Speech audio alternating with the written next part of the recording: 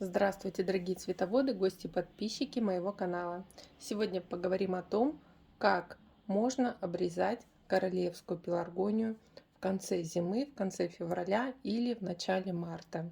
Про зональную пеларгонию я вам рассказала в предыдущем видео. Вместе с вами обрезала вот это вот растение очень коротко, и уже проснулась одна почка на стебельке.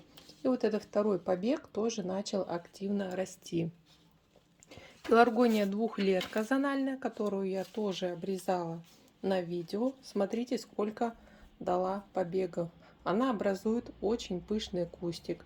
При короткой обрезке просыпается очень много почек. И все эти побеги будут цвести летом. А с королевской пеларгонией дело обстоит иначе.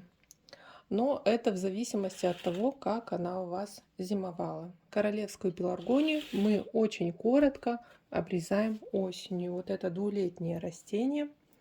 Видно здесь, какой я осенью оставила пенек. Обрезала коротко.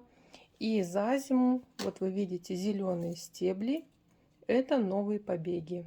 Зимовала у меня королевская пеларгония на прохладной лоджии, и все эти побеги уже сформировали цветочные почки.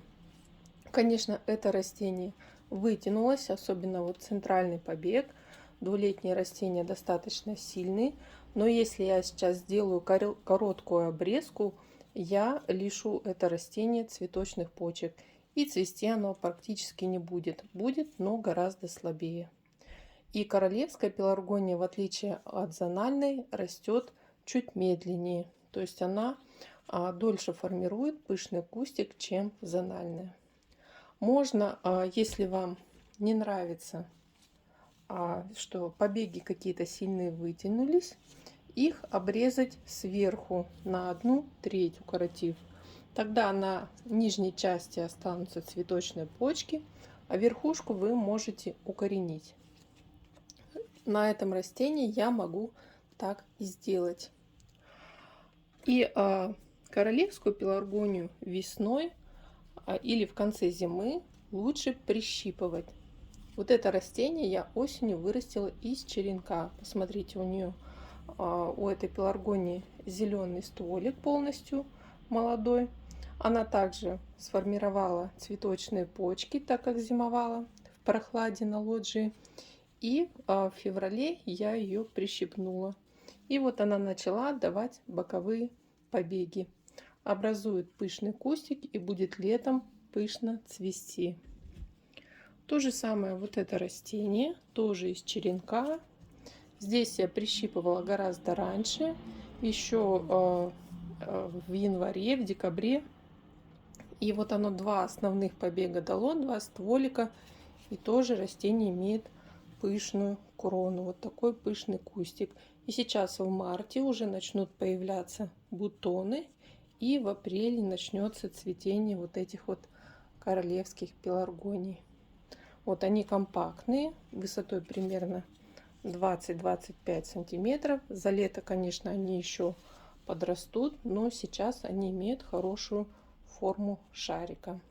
Если ваши пеларгонии зимовали в тепле, в теплой комнате, очень сильно вытянулись, то обрезайте их примерно наполовину. И сейчас весной старайтесь их оставлять у открытого окна, чтобы они испытали холод, температурный шок.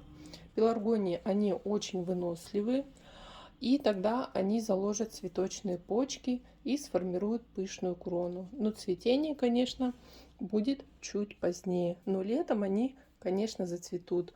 Очень хорошо стимулирует цветение королевских пеларгоний нахождение в теплице.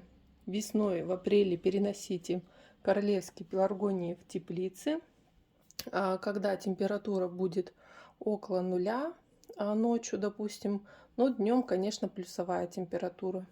Они там и укрепятся, и окрепнут, и заложат много цветочных почек, и летом будут шикарно цвести.